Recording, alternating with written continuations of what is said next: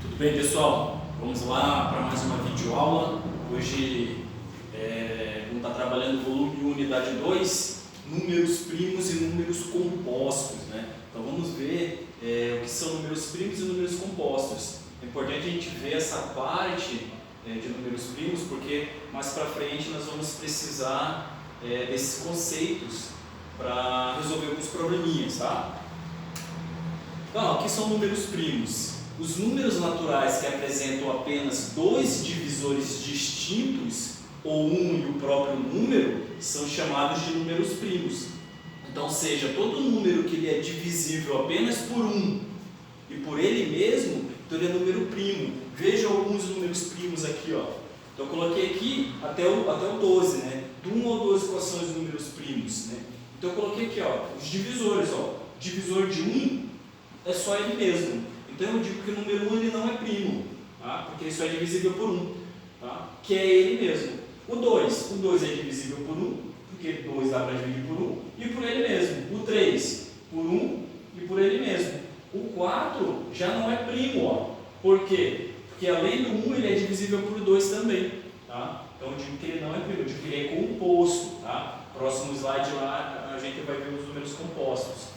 E o 5 é primo, porque é divisível por 1 e por 5, né? O 7, que é por 1 e por 7, ou seja, do 1 até o 7 nenhum é divisível por 7, né? Então não dá para dividir, então ele é primo porque só por 1 e ele mesmo. E o 11, tá? Lógico, continuando como os números naturais são infinitos, nós vamos ter infinitos números primos também, tá? Só que lógico, na prática a gente não vai usar todos, né? Então é sempre bom a gente saber pelo menos os básicos, os menores ali, que vai ajudar a gente a resolver alguns problemas, como fração, raiz, tá? Mas no decorrer das aulas a gente vai ver. Os números naturais maiores do que 1 e que têm mais de 2 divisores são os números compostos, que é o caso do 4 que eu falei. Então, quando ele é divisível além do 1 por outros números, eu digo que ele é um número composto. O número 1 não é primo nem composto, pois tem apenas um divisor, tá? Então, o 1 ele não é considerado nem primo nem composto. O 1 ele é o 1, né? Aí eu coloquei aqui aqueles que não são primos, ó, são os compostos. São números que são divisíveis por mais de 2 números. Desculpa, por mais de 2 números não, por 1 e um outro número qualquer. O 4 ele é divisível por 1 e por ele mesmo, mas também é divisível por 2. Então ele é composto, ele não é primo. Porque para ser primo, tem que ser divisível por 1 e por ele mesmo. Então todos os outros números, o 4, 6, o 8, o 9, o 10, o 12, é divisível além do 1 por outros números também. Então eu digo então que eles não são primos, eles são números compostos. Ok? Todo número natural composto pode ser escrito como uma multiplicação de fatores primos. Aqui que a gente vai entrar agora naquela parte de fatoração. Ó, tá? Fatores primos, decomposição e fatores primos significa fatoração. Ou seja, como é que eu faço isso? Como é que eu explico? Como é que eu escrevo essa multiplicação de fatores primos? Da seguinte forma. Ó, né? Então passo numa linha, ó, vertical. Coloco lá, por exemplo, eu quero saber a multiplicação de fatores primos do número 12. Então, eu sempre vou fazer a divisão do 12 pelos números primos, pelo menor possível.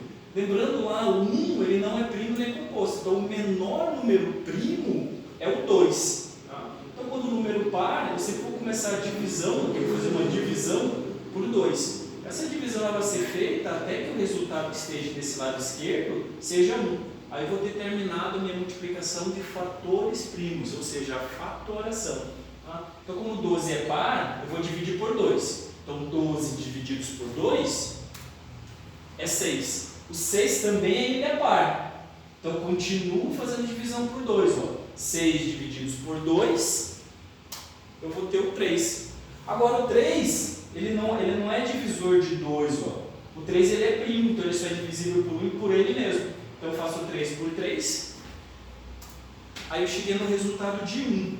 Então eu fiz toda a decomposição, né? Ou seja, eu fiz a fatoração do número 12 só por números primos. Ó. No caso aqui só foi o 12 e o 3 que eu usei. Como é que eu escrevo essa multiplicação de fatores primos? Dessa forma. Né? Então 12 escrevendo em multiplicação de fatores primos, ou seja, multiplicação dos números primos, eu faço 2 vezes 2 vezes o 3. Se eu fizer essa multiplicação de números primos, eu vou ter o 12. Então essa é a representação, né? Usando a multiplicação de fatores primos do número 12. Vamos ver mais um exemplo aqui, ó. 160. Como é que eu vou escrever o 160 numa multiplicação de fatores primos? Eu vou começar dividindo pelos números primos. Como 160 é par, eu vou começar pelo menor possível, que é o 2, né? Porque todo número par é divisível por 2, e 2 é o menor número primo. Então eu vou fazer a divisão. 160 divididos por 2, 80. Então, 80 divididos por 2, porque 80 é par, então 80 divididos por 2, 40. 40 também é par, eu continuo dividido por 2. 40 divididos por 2 é 20. Né? E o 20 também é par. Então vou continuar dividindo. Percebe que é só o 2 que é primo. Se der para dividir por 2 até o final, eu vou dividir por 2 até o final. Então no caso 20 dividido por 2 é 10. Vamos lá. E o 10 é par. 10 divididos por 2, 5. 5 não é mais par. E 5 é um número primo, porque só é divisível por ele mesmo e por 1. Então eu posso dividir por ele mesmo. 5 divididos por 5, né? Cheguei no 1. Então terminei a minha fatoração, a minha decomposição em fatores primos, a minha decomposição em números primos. Então eu vou escrever na forma de multiplicação de números primos o 160. Aí vai ficar dessa forma aqui, ó.